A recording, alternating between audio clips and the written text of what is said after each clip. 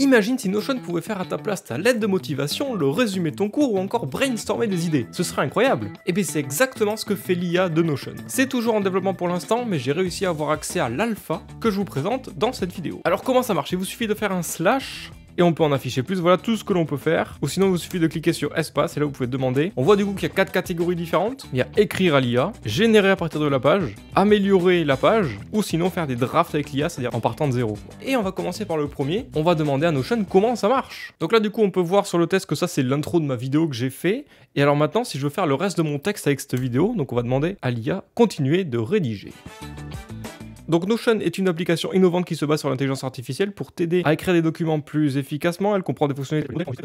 Maintenant on va faire autre chose, on va chercher. J'ai pas fait tout le texte de la vidéo comme ça, hein, rassurez-vous, mais on va lui poser la question, est-ce que les données sont fiables? Notion utilise des données fiables pour ses modèles préenregistrés et ses suggestions de contenu. Donc voilà ce que ça fait de demander à Notion d'écrire en se basant sur ce qu'il y a déjà comme texte dans la page. En soi j'aurais dû faire toute la vidéo comme ça aurait été cool. Ok, maintenant on va passer à la deuxième possibilité, qui est en soi dans la continuité, c'est-à-dire générer du texte ou des choses avec Notion. Là je viens de faire un copier-coller du Wikipédia de YouTube, donc c'est long et chiant, on n'a pas envie de lire ça, du coup on va demander à Notion de nous faire un petit résumé de tout ça. YouTube a été créé en 2005 par 3 ex-employés de PayPal et a été racheté par Google en 2006 pour 1,65 milliard de dollars. Là c'est concis, ça va droit au but, j'adore ça. Super, on va lui demander de continuer un peu, si on veut faire un résumé un peu plus poussé on va dire. YouTube s'est depuis imposé comme le plus grand site de partage de vidéos en ligne avec des milliards de vues chaque mois. Donc là on se rend compte que sur tout ça, j'ai mon petit résumé qui vient de se faire automatiquement. Ensuite elle peut rechercher également des tâches à accomplir. Donc là je viens de faire un petit texte basique. Donc on va demander à l'IA de Notion de rechercher les tâches à accomplir.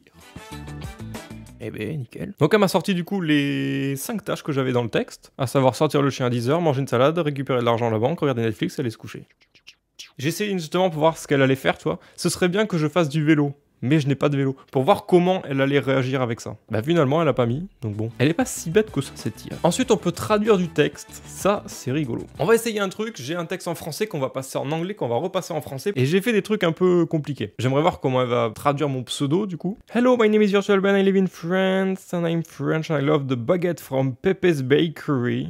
Will Notion be able to translate this well? I don't know yet. Oh lol. Ok, alors d'après mon niveau en anglais, elle a quand même elle s'est bien démerdée. Maintenant on va lui demander de repasser en français. Bonjour, je m'appelle Virtual Ben, j'habite en France, je suis français et j'aime la baguette du boulanger chez Pépé. Donc là du coup la baguette de pain c'est passé à juste j'aime la baguette. Donc finalement elle arrive à me remettre plus ou moins le même texte. Pas au mot près exactement mais ça veut dire exactement pareil. Donc ça c'est pas mal et j'ai envie de faire autre chose maintenant. Tant qu'on y est soyons fous. J'ai un texte plus classique. On va le passer en anglais, on va le passer en chinois, puis en russe, en indonésien. Pour finalement revenir en français. L'aéronautique est là, technicien supérieur c'est passé en technicien expérimenté. Vais-je trouver un stage est passé en puis-je trouver un stage. La traduction est un peu bancale.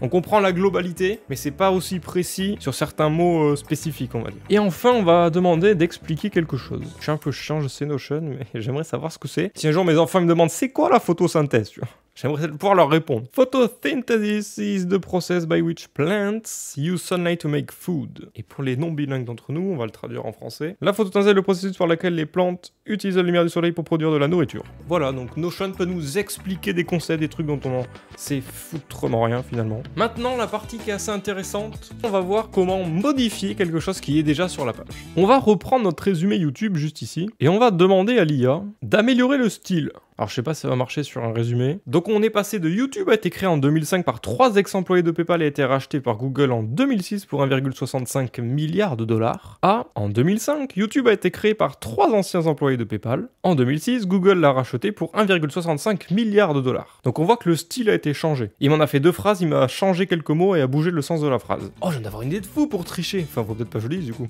Imagine il y a un mec qui a fait son exercice qu'il fallait rendre en français ou je sais pas quoi. Tu le prends en photo avec ton téléphone, tu copies tout le texte que tu mets dans Notion, tu fais améliorer le style, ça te change un peu tout, tu changes quelques mots, quelques phrases où tu supprimes des petits trucs et paf, t'as ton texte qui est sorti, t'as copié-collé sur ton pote, c'est cool ça. Et ton prof il veut pas dire ah t'as pas plagié, les phrases sont complètement différentes. Faut peut-être pas que je donne des idées comme ça par contre.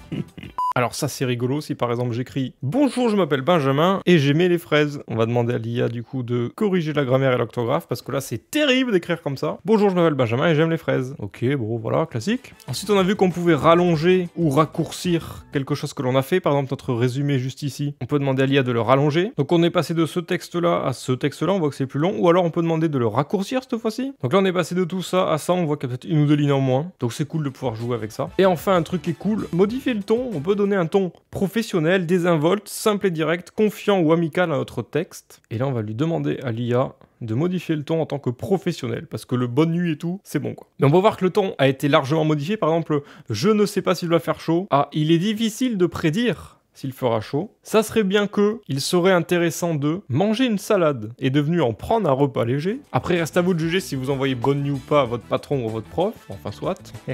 Et enfin, on arrive à la 4e partie, la plus intéressante pour moi, c'est pour avoir des textes spécifiques et surtout écrire en fait, en partant de rien du tout. On va commencer par le brainstorming sur faire du sport l'hiver. Que va-t-il me proposer? Utiliser des vêtements adaptés pour le sport en hiver, faire des raquettes, aller au ski ou snowboard, faire du patin à glace, randonnée hivernale. Ok, donc là on peut brainstorm des idées, c'est assez cool. On peut faire un plan, ça j'adore. La Seconde Guerre mondiale par exemple. Et alors là...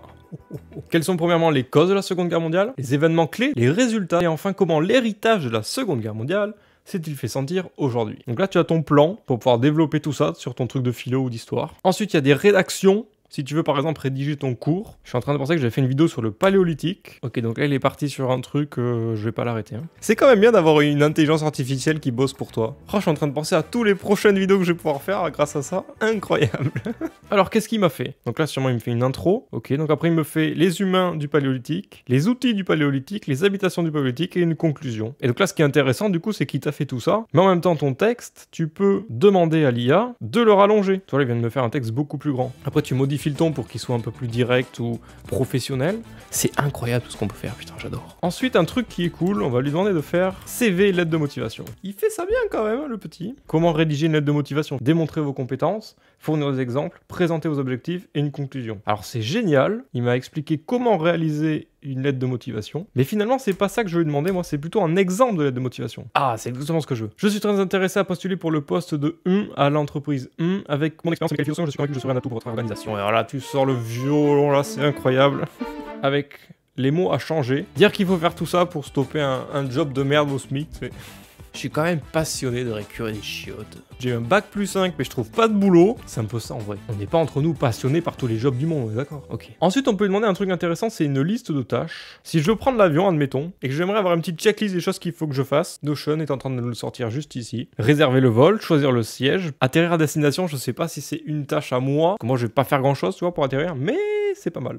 On peut demander de faire ça. Et un truc qui est incroyable je trouve moi, on peut lui demander une liste des avantages et inconvénients. J'ai envie de faire un truc un peu bizarre, d'acheter un vélo. On va voir comment il se débrouille avec ça. Les avantages d'acheter un vélo, ça permet de profiter de l'air frais, de la nature, économiser de l'argent. Nickel. Les inconvénients, les vélos sont plus difficiles à entretenir et à réparer que les voitures. Attends quoi? Qu'est-ce qu'il dit? C'est pas difficile à entretenir un vélo? Avec une voiture, c'est la mort. Les vélos ne sont pas aussi protégés des intempéries que les voitures. C'est vrai. Moi, je trouve ça stylé quand même de pouvoir faire ça. Donc tout ce qu'on vient de voir, c'est la version alpha. Donc elle va être encore améliorée. Et moi, je trouve qu'elle est déjà extrêmement puissante et précise et utile en plus dans ce que tu veux faire. Après aujourd'hui, on peut pas pour moi tout lui laisser faire. C'est-à-dire que tu vas pas lui demander de faire par exemple ta lettre de motivation de A à Z, tu l'envoies directement sans relire, tu vois, ça va pas. Mais pour moi, c'est pas mal pour s'en servir comme une aide au début ou pour finaliser un truc. Par exemple, tu pars de rien, tu cherches des idées, tu peux brainstormer des trucs. Ou à l'inverse, tu peux, si t'as un gros texte, faire des résumés ou t'aider à faire ce genre de trucs. Un plan pour tes cours. Genre, ça nous aide, mais il faut quand même être derrière pour peaufiner tout ça. Après, c'est normal, ça reste une intelligence artificielle, c'est pas notre cerveau à nous. Et c'est qu'une alpha, donc après, ils vont l'améliorer. Donc plus ça va aller, plus elle sera intelligente, précise et fine dans ses résultats.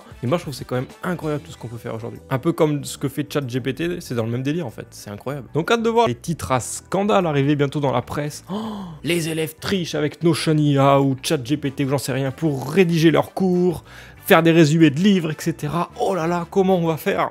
Notion, tu peux me faire le résumé pour la prochaine vidéo s'il te plaît? Je pars en vacances là. Merci, salut.